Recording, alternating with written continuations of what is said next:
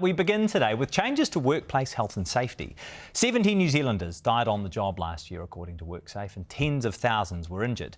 But 10 years since health and safety reforms off the back of the Pike River mine disaster, the government wants to shift the focus of WorkSafe from enforcement to engagement. Brooke van Velden is the Minister for Workplace Relations and Safety. Tēnā koe, good morning. Good morning, Jack. Why does WorkSafe need to change? Well, WorkSafe needs to change because I have wanted to reform health and safety, so I went around the country and did consultation very differently to previous governments. I went to try and talk to as many different business owners and workers from across New Zealand as possible, and the feedback on WorkSafe was stark. It was really bad. And there was a huge culture of fear around our regulator for health and safety. Many people said, no, when I've tried to reach out to WorkSafe to ask what can I do and what should I be doing to try and reduce risk of death at work, I haven't been able to get a clear answer. But when people come onto my workshop floor, I'm so afraid of prosecution. And so I'm trying to clear things up for people. When you think of small business owners across New Zealand, there's so much red tape, there's so much compliance, so little time to get things right. Let's try and help businesses do what they do best, help them be productive by taking away all of that gripe and concern about the small things so that they can actually focus on those critical risks. So I'm asking WorkSafe to be more upfront with guidance so small businesses can actually know what it is practically that they need to do to keep people from dying. So WorkSafe's three current priority areas are listed as follows: engage, enforce, permit. So currently they say they engage, but what specific enforcement activities are WorkSafe doing now that they won't be doing after these reforms? Well, WorkSafe will still be prosecuting. I want to make that really clear, but I've made it clear to WorkSafe that I expect them to mainly prioritise areas where it's genuine negligence of health and safety, especially where people have been prompted to try and follow the law, they've been given guidance, but they're not doing it, rather than trying to go after novel cases of prosecution.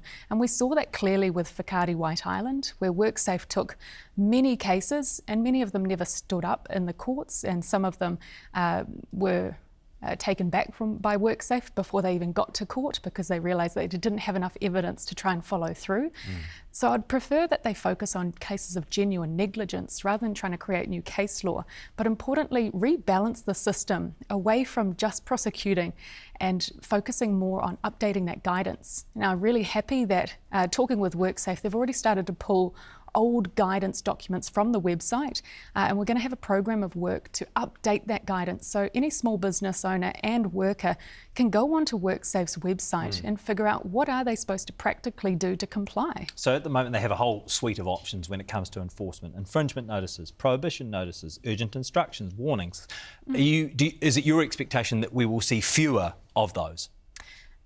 No, I'm expecting that we will see still prosecutions and enforcement notices. But will we see fewer enforcement notices? Well, that is my hope over time, because ultimately I'm looking to change the system with having more upfront guidance. We're going to see fewer need for infringement notices because people will be getting it right from the start. And if you look at things like our Labour Inspectorate, they go out and talk about the minimum requirements for how you should pay your staff. They go out there to educate rather than believing at the start that people are to blame. They look at it, how can we engage with people to ensure that they know the laws and follow them? And that's kind of the same way I'd like WorkSafe to focus, not going in there and giving people the sense of fear that any little thing they find, they're going to end up with a fine or a prosecution or an infringement notice, but actually be educated in how to do better with a basic guidance document to follow. So you said that this week, quote, a culture where the regulator is feared for its punitive actions rather than appreciated for its ability to provide clear and consistent guidelines is not conducive to positive outcomes. Your party, of course, supported increasing sanctions on beneficiaries in the midst of a recession, including cutting the benefits for the parents of young children. You supported increasing sanctions on some kāinga order residents, including kicking some of them out of their homes. So why does a punitive approach work for cracking down on poor people, but not for corporations? Look, Jack, I just don't think you can try and compare any of these policies with each other. Well, you can compare the philosophy behind the policy. So you're saying that sanctions and punitive actions don't work in getting good outcomes for corporations, but they do work when it comes to beneficiaries and kāinga order residents. Well, look, it comes down to what do you believe is the objective here. letting people know what is the right thing to do. You know, How do you get a good outcome, right? Yeah, if you think of the case of Kāinga Ora tenants, it's really clear what you should be doing, which is trying to live peacefully with your neighbours and not create a culture of fear around Kāinga Ora developments. I don't want to get into that today because I'm actually here to talk about health and safety. I'm just looking at I understand. I'm just looking at the philosophy behind it, right? And so you're saying your whole thing, the kind of core of your argument is that punitive actions don't work when it comes to corporations and getting good outcomes for workplace health and safety, but apparently you have a different philosophy when it comes to poor people. Well, look, has the being kind and trying to be very helpful upfront with Kāinga Ora helped? No, it hasn't. So you do need to have the carrot and the stick. Depending on how you look at the homelessness numbers, maybe it hasn't. No, I think that's the whole point. There has been this culture of trying to be kind when it comes to enforcement within Kāinga Ora. It hasn't worked, so they've needed to go harder with the stick. And I think some of the numbers that have been coming out show that actually has been working. But if you look at WorkSafe and our regulator for health and safety, that's the opposite. What I've been hearing from business owners and from workers as well is that they fear the stick so much because they don't know where the carrot is. Yeah. They haven't been seeing it at all. And I'll give you just one example. I'll come back to this point in a moment, but it is just kind of core to your philosophy. I mean, by the same argument, why, if sanctions are effective for beneficiaries, have we seen the unemployment rate increase since they were introduced? Right, but I'm not here to talk about that. Okay, let's talk about other things. So talk to us about how these changes will reduce the number of deaths and serious injuries in the workplace. Yeah, so overall, there's a package of reforms. I'm asking business owners, workers and WorkSafe to focus on critical risks rather than on managing all risk at any cost within a work environment. We do have too many workplace deaths, and at the heart of this, I want more workers to be able to come home safe and well to their families. So that's really core to why we're doing it. But if you think of all the activities that you could take in a business with limited time, limited resources, we have to focus on reducing workplace deaths and serious injuries before we start sweating the small stuff. So I'm asking WorkSafe to focus on critical injury and death and asking businesses to identify those critical injuries and deaths and go after them and reduce those rather than posters on hot water taps or is the toaster too hot, using a bit of common sense. So you argue that businesses haven't been focusing enough on critical risk because of all of those other compliance things, and that doing so will reduce the number of workplace deaths and injuries. MB and the Ministry for Regulation looked at your proposal in your impact statement and said more guidance for businesses is a really, really good idea. But they also said this, quote, "The arguments that the 2015 workplace health and safety reforms have led to excessive compliance costs and insufficient focus on critical risks, and that enhanced guidance will address this, are less well developed." So what don't they understand? Well, I think, they came out to the workplace roadshow with me, and I would have expected them to also take the same feedback that I did. So why haven't they? Well, that's a question for MB, but I don't have to agree with their advice all the time. And the Ministry for Regulation. Well, they weren't there at the roadshow either. They went through your impact statement, right? So they said that argument that people have been insufficiently focused on critical risks isn't well developed. They also said that there's no quantitative evidence, and I appreciate that might be difficult. They said that these reforms are basically based on qualitative responses from that roadshow. So how can we be sure that your changes won't lead to more deaths? How can we be sure that these changes won't lead to negative outcomes? Well, because the whole point behind it is recognising that we do have too many people dying at work, and I would like to reduce that. But if you think of all of the different things that businesses are being asked to do to comply, they are so stressed, so fearful of WorkSafe, and so fearful of ending up being prosecuted that they're spending too much time and resource trying to file paperwork, making sure that they have a paper trail, asking for their workers to report any tiny little scratch that they may have received on the shop floor, rather than focusing all their time and effort on identifying areas of their business that could cause death or serious injury.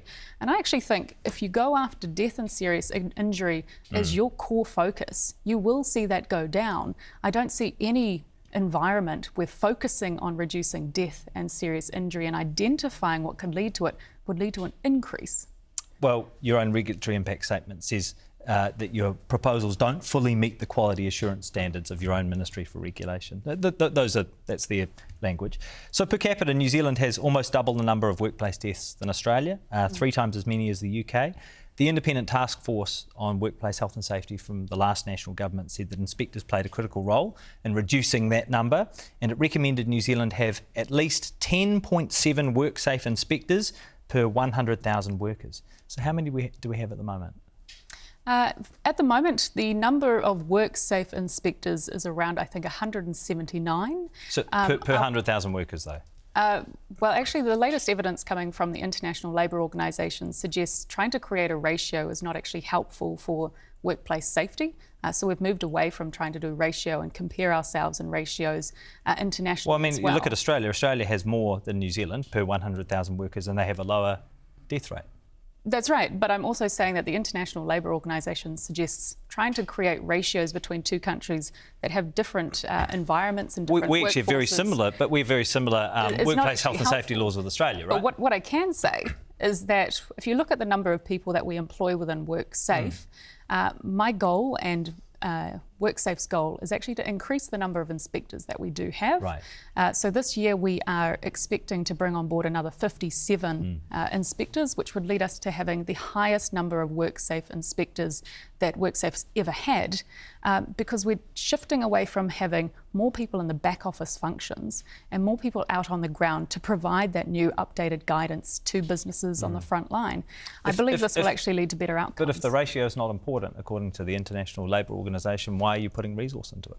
Well, we're putting resource into it because I do actually want our inspectors to be well trained, well versed, have good guidance, go out there and be quite educational for business owners and workers, so they have more access to the right documents. But I'm not fixated on whether or not we've got a ratio of people to inspectors. You're not fixated on it, but will we get to that 10.7 recommendation per 100,000 workers? It's not something I'm aiming towards.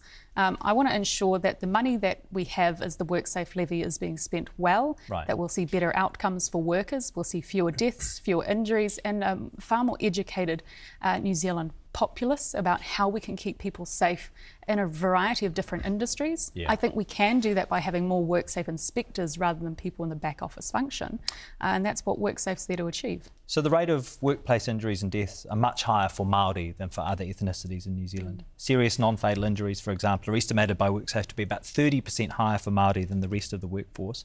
And WorkSafe has a specific program called Maruiti, whose original goal was to lower Māori deaths and injuries to a level that's comparable with the rest of the population. I know that strategy is being refreshed at the moment. Is that still the goal? Look, my understanding from WorkSafe is that they're not going down that path anymore, mainly focusing on the 4 strategies of focusing on manufacturing, construction, agriculture and forestry, because those are our areas of highest levels of harm. So to be clear, they no longer have the Maruiti strategy to lower Māori deaths to the same level as other populations within the workforce? I would have to check, but my understanding is that has actually been put on pause.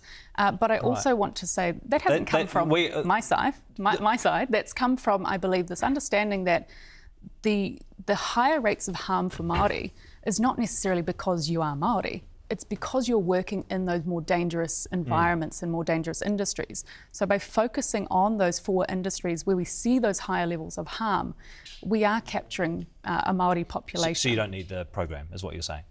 Yeah, that's right, because you're already capturing that by focusing on construction, agriculture and forestry. Forestry, which is they do still have the program. Māori.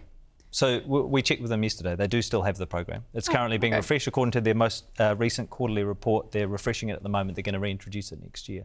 Oh, well, that is news. I thought that was on pause. So should they continue using it or not? Well, if they would like to, but the last conversation I had was that it wasn't necessary because we were already focusing on the areas. If they would like to? Sure, if they'd like to. My goal is that we reduce harm and we reduce the number of deaths and serious injuries. We know that the highest number of deaths and serious injuries do occur in forestry, construction, agriculture, manufacturing, in which there are many Māori workers. A lot of Māori workers. But so you say, they can can continue that program, but isn't your party against race-based funding? Yes, but that's why I think it's important that there is an alignment between these things. Yeah, but you just said they can continue that program. but you're also against race-based targeting. I mean, surely a program, Marueti, that specifically aims to reduce Māori deaths is race-based targeting. Well, if it's in those specific areas where we're focusing on, forestry, which is a predominantly I think you have attention focused on those areas as it is, but you also have a separate program that focuses on Māori deaths. Yes, in those particular areas. I'll go and follow that up with them, but I was under the understanding it had paused. Do you still support criminal prosecutions for business leaders who are deemed responsible for major health and safety breaches? Yeah, I do. And that's what the new policy will still do. We are having a separation in the law as to what are the requirements that will be needed for directors versus managers. And this is really coming out of some of the cases for prosecution that WorkSafe have taken.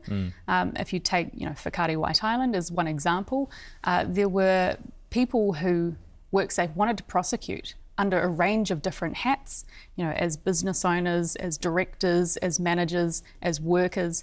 I don't think that was helpful because it really muddied the water as to what was that person supposed to be doing in all of those different roles. And I understand a lot of directors and managers have quite a lot of fear because of that boundary between being a manager or a director of a company. And so we want to clarify under the law, what are the obligations actually there for? So I have no desire, like I know some people have said, that directors won't be responsible anymore. That's not the case. We just want to ensure that there's a clear boundary between a case being taken by WorkSafe against a director rather than a manager. What's the purpose of road cones? The purpose of the road cones, talking to people involved in putting out the road cones, is actually to keep the public away from the work site, but it's also to keep people safe in the work site. So to keep both the public and workers safe, right? That's right. Yeah, so between 2019 and 2023, there were 42 fatalities, 314 serious injuries at places where a temporary speed limit was in place. And the vast majority of those were actually road users, so members of the public, rather than workers on those work sites. What evidence do you have that reducing the number of road cones won't cause even more deaths? Well, we don't know exactly what will happen with the road cone policy, but what we do know is that there are far too many of them. Well, how do you know that? But Jack, you looked around the country. Well, no, We're practically a sea of orange cones. You've just said we don't know what will happen with the road cone policy. I mean, how do you know that it won't lead to more deaths? If workers stop putting out so many road cones, how do you know that we won't see those numbers increase? Well, what I can say quite confidently is I believe that we will actually see a reduction in deaths around these work sites. So my question is, how do you know?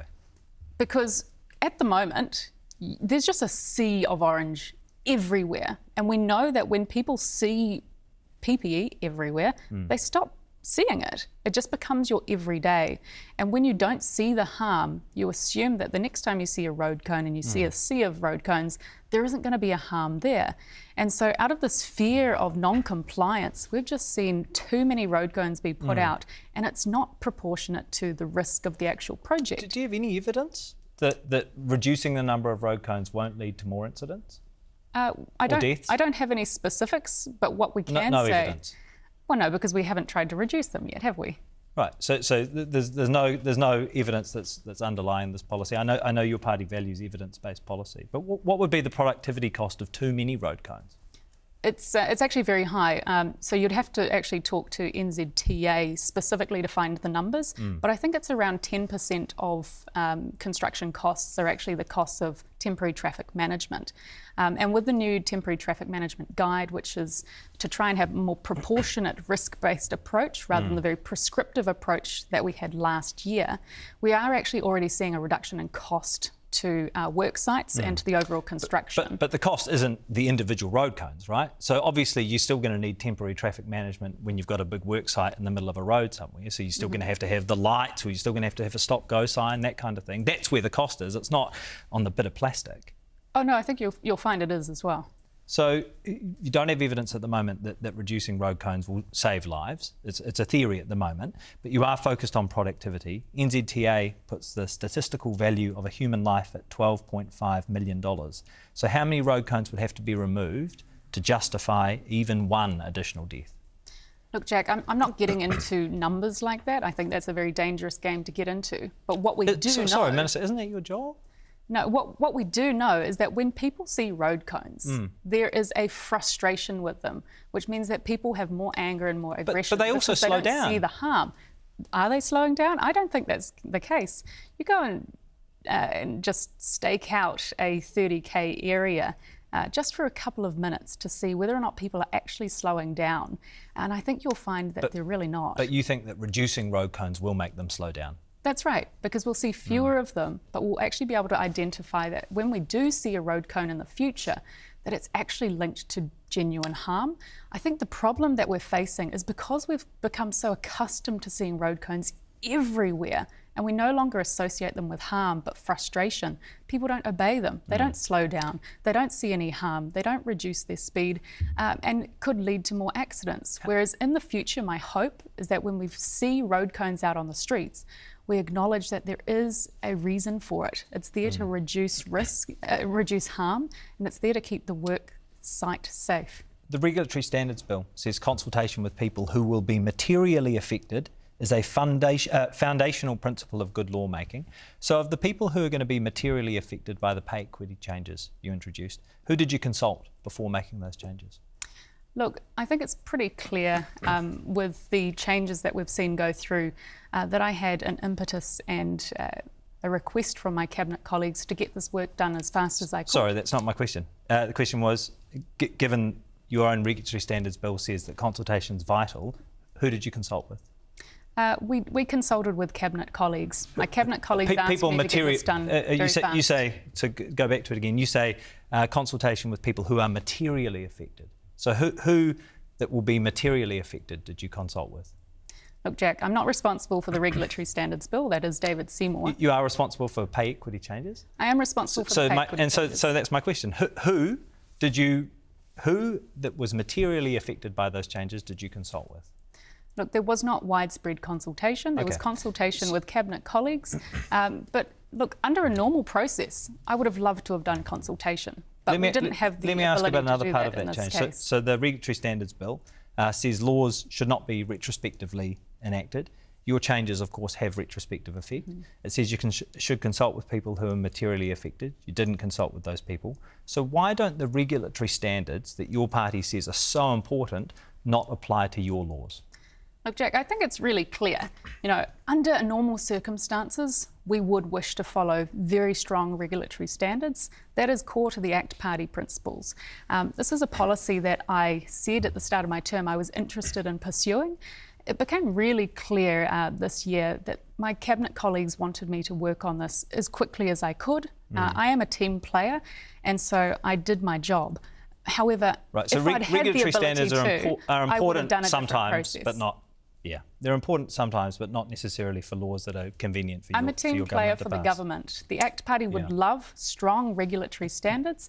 That is core to who we are as a party, but I was asked by my Cabinet colleagues to do this as fast as I could. Do you believe there are professions dominated by women workers where all people doing the job, regardless of their gender, have been underpaid? I believe that there are people who have been underpaid, which is why the pay equity system still remains. You know, there's a bit of misinformation that has been out there which is useful to clear up. Equal pay, which has been around since 1973, is still here. Any man and woman should be expected to be paid the same for the same job. Pay equity is still here. People can still take a claim for pay equity, and nobody has had their pay cut. No. You know, it's not the case that the law just isn't there anymore. The law has changed. And the thing about pay equity is we're talking about professions where a whole group of people doing a job would argue they have been historically underpaid, right? And the thing about those professions is they often happen to be in broader sectors, also dominated by women, where other people doing other jobs have also been underpaid. This is why the previous regime, which your party supported, allowed comparisons between different sectors and different industries. So if you believe that pay equity is a problem, how is it just to make workers prove it by comparing themselves only within the same sector? Oh, that's quite simple, Jack. In terms of where we are around the world, in comparison with a pay equity system, we are still extremely liberal. If you take the sorry, United that's not my Kingdom, question, though. No, my question. Take the United Kingdom, for example. Sorry, Minister. My question is how is it just? How is it just to make workers prove that they are suffering from pay inequity by comparing themselves with workers only outside of their sector or industry? So say that again. You've introduced a hierarchy of male-dominated comparator jobs, right? So for someone to prove that they have been part of a profession that has been historically underpaid, they now have to only compare themselves through that hierarchy with people in the same sector. But the point of pay equity is that a lot of those professions are in sectors where all of the jobs are similarly underpaid or are dominated by women who could make similar claims. So you've said you can only compare yourself within the same sector. The whole point of pay equity is that there are entire sectors where people would argue they've been underpaid. Look, I think it is actually useful, like I was saying before, to put this in comparison to other jurisdictions. If you take the United Kingdom, which also has pay equity, you can't take a claim outside of your employer. So we are very liberal, still allowing you to take a claim against other people within an entire sector. If you take the health sector, for example, there are so many people who work in there. All you need to do is find 20 people who are male who do a job within that sector. So what about teaching? You try and tell me. What would be your advice for teaching?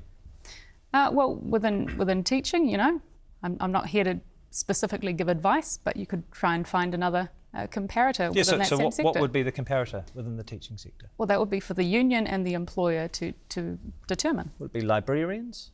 No, that's dominated as well by women. What about school counsellors? No, dominated. Teacher aides? Dominated. So given you're the one who's introduced the rules, what would you suggest that primary educators and early childhood educators compare themselves to? Look, I think the point here is that... Sorry, can you please answer that question? No, please, Jack. When you have a system that is essentially saying we think it's appropriate to compare roles that we believe are of a similar or a same value, you have to then try and choose who are you going to compare yourself against. Yes, to find sex-based undervaluation. Which is why I've asked away from the original employment contract. The further you go and muddying the water with labour market forces, that would be separate. This is the whole point of pay equity. Discrimination. So you've raised the health side of things. So my question is about teaching. What is your, because that's the biggest of those outstanding claims that has now been cancelled. So who should teachers compare themselves to? Well, I mean, you could always go for... Well, there you go. You're looking at me wanting the answer, but I'm not going to give it to you, Jack, because I'm not here to give legal advice to unions or to employers. I'm here simply to set the rules. Okay. And we know that the further you go from the original employment contract across sectors, you start muddying the water with other labour market forces, changes in technology, different employment agreements, inflation.